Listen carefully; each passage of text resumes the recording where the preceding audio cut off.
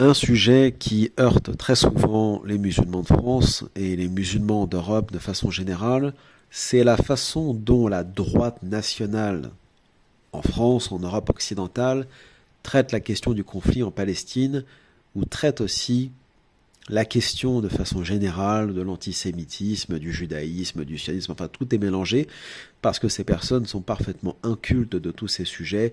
Qu'est-ce que le sionisme? Qu'est-ce que le judaïsme? Qu'est-ce que le judaïsme politique? Qu'est-ce que l'antisémitisme? Ils sont parfaitement incapables de répondre. Ce sont des petits capots, des petits agents du système qui sont payés pour répéter voilà, ce que le CRIF ou tel lobby leur disent, mais il n'y a absolument aucune réflexion derrière. Mais ce qui heurte beaucoup de personnes en France et en Europe, et notamment les vrais catholiques, ceux qui le sont restés, puisque la droite se revendique du catholicisme, la droite se revendique de Maurras, de Barès, de Paul Déroulède et ainsi de suite, il faudrait quand même nous expliquer à un moment donné comment on peut être maurassien, comment on peut être barrésien, comment on peut se revendiquer, ne serait-ce qu'indirectement, du maréchal Pétain, et se dire sioniste. Et même, j'ai même envie de dire, pour ceux qui considèrent que De Gaulle est une figure tout à fait respectable, comment on peut valider De Gaulle, qui était plutôt pro-arabe et pro-palestinien, et ainsi de suite, et défendre bec et ongle Netanyahou, Israël et le génocide qui est commis tous les jours. De la même façon que quand on est catholique pratiquant, comme telle ou telle personne de droite, et sont dans le gouvernement aujourd'hui, la priorité c'est quoi? La priorité logiquement, c'est de défendre les valeurs conservatrices et de défendre les valeurs promues par le catholicisme et promues par l'Église, n'est-ce pas? Bon. Et c'est par ailleurs aussi de résoudre un certain nombre de délits et de problèmes qui sont liés justement à l'identité chrétienne initiale de la France, notamment les cimetières régulièrement chrétiens, catholiques, vandalisés, des églises brûlées ou attaquées. Il y en a tous les jours, presque des fois. C'est affligeant. Il y a des enquêtes qui sont menées, bien évidemment, la police fait son travail, mais avez-vous déjà entendu tel ou tel ministre de l'Intérieur, soi-disant catholique, on en a eu deux là dernièrement, vraiment se prononcer sur ces sujets? Jamais. Par contre, si c'est une synagogue ou si c'est une association juive qui est attaquée, ils réagissent avec une force tout à fait inégalable.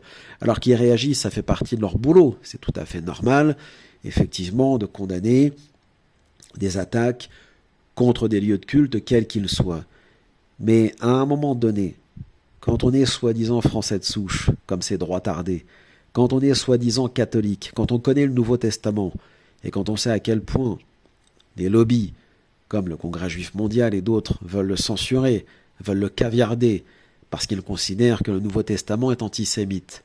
Quand, à un moment donné, on est dans la défense de la France et de ses valeurs, quand on se dit français de souche et quand on est catholique, logiquement, la priorité, c'est justement de défendre le catholicisme et non pas une autre religion, d'ailleurs quelle qu'elle soit. Et quand on est catholique, en réalité, on va plutôt regarder soi-disant ses frères et ses sœurs de confession chrétienne, les chrétiens d'Orient, tout le monde les soutenait quand ils étaient égorgés par des islamistes, entre parenthèses, c'est-à-dire Daesh ou Al-Qaïda en Syrie ou en Irak. À juste titre, c'était tout à fait normal de les défendre. Mais c'était uniquement par opposition envers l'islam. C'était uniquement pour écraser les musulmans, une fois de plus, avec une propagande islamophobe et raciste, parce que derrière l'islamophobie, c'est la négrophobie et l'arabophobie. C'est évident. Mais là, alors que les chrétiens d'Orient sont tués en Syrie, en Libye, à Gaza, par les bombardements sionistes, il n'y a plus de Noun. C'est la petite lettre en arabe. Le petit Noun sur Twitter, il a disparu. Il n'y a absolument aucun soutien. Où est passé Valeurs Actuelles, Frontières, Livre Noir et tous ces guignols de droit tardé? Hein? Où est-ce qu'ils sont passés? Ils soutiennent plus leurs frères et leurs sœurs chrétiens? Ils soutiennent plus, à un moment donné, leur soi-disant... Où est passée la préférence chrétienne de Paul Marie Couteau et des autres? C'était que par opposition envers l'islam. Voilà, c'est tout.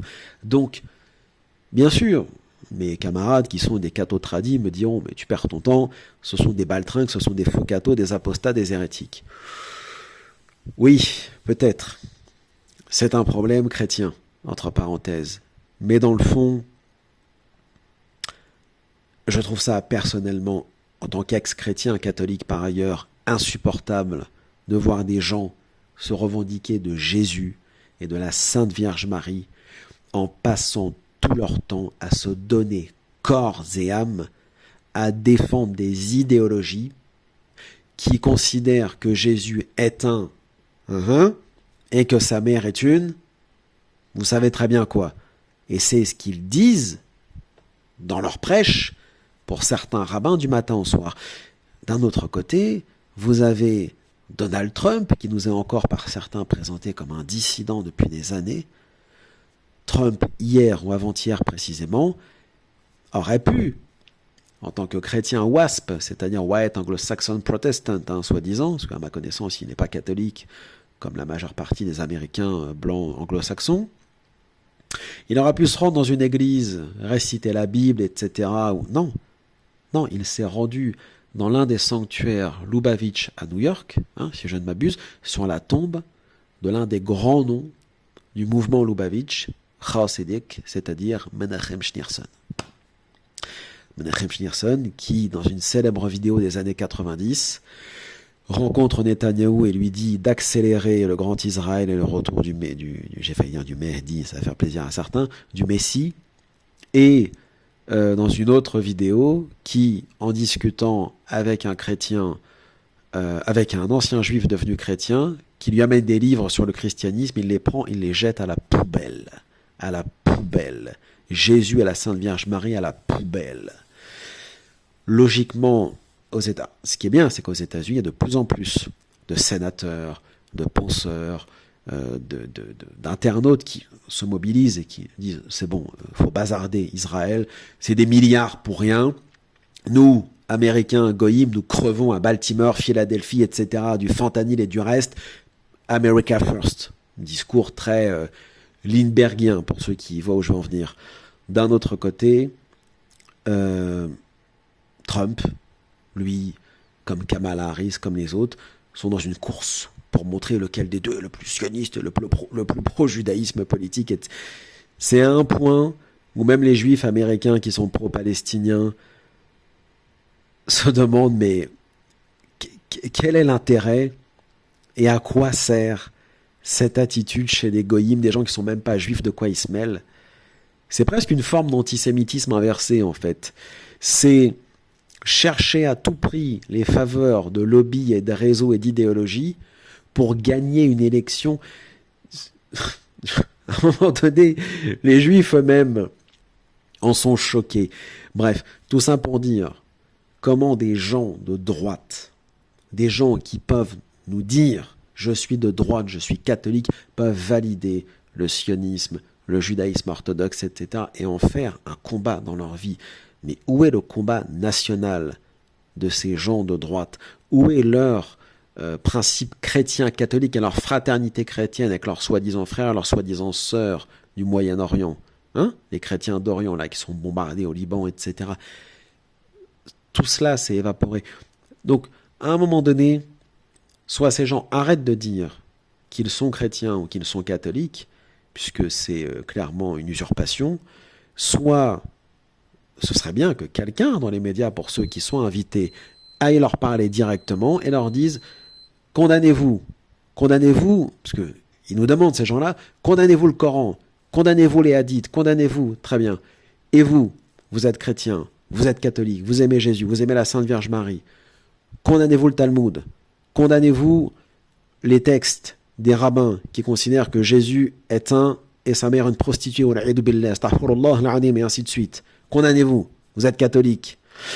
Quelle est votre attitude par rapport à la trahison de Vatican II, etc. Des guignols, ça sert à rien de leur poser la question, on a déjà la réponse. Ce sont juste des politiques. En vérité, ces gens-là devraient être... Vous savez, il y a une époque où l'Église a radié, c'est-à-dire les baptêmes, ces gens-là étaient considérés comme hérétiques. L'Église devrait reprendre en vérité cette attitude qui consiste à radier qu'on appelle cela, des registres, des baptisés, parce que ce sont de faux chrétiens. Vous voyez, ce sont de faux catholiques, c'est évident.